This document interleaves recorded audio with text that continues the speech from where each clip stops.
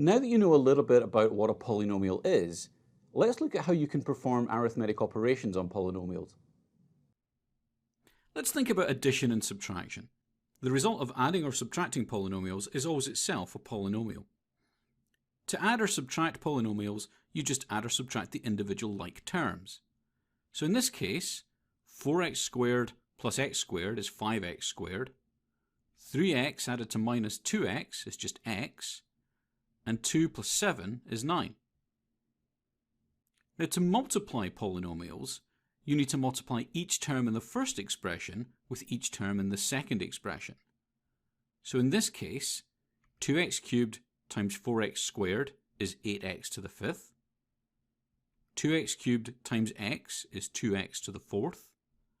And 2x cubed times 2 is 4x cubed. Then 3 times 4x squared is 12x cubed. 3x times x is 3x squared. And 3x times 2 is 6x. Then, negative 3 times 4x squared is negative 12x squared. Negative 3 times x is negative 3x. And negative 3 times 2 is negative 6.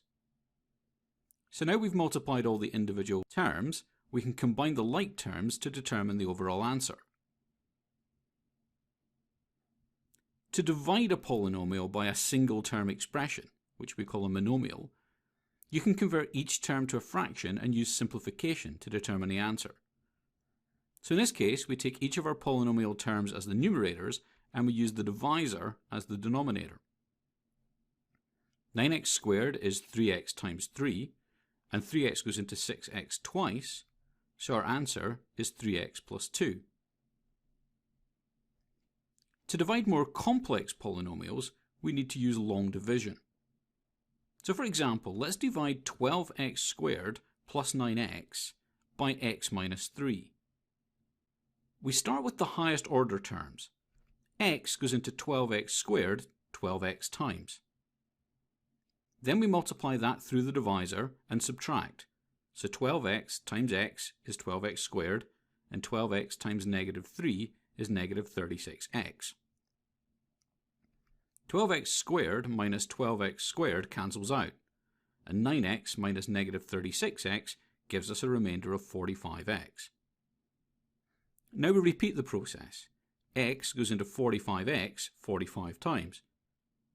45 times x is 45x, and 45 times negative 3 is negative 135.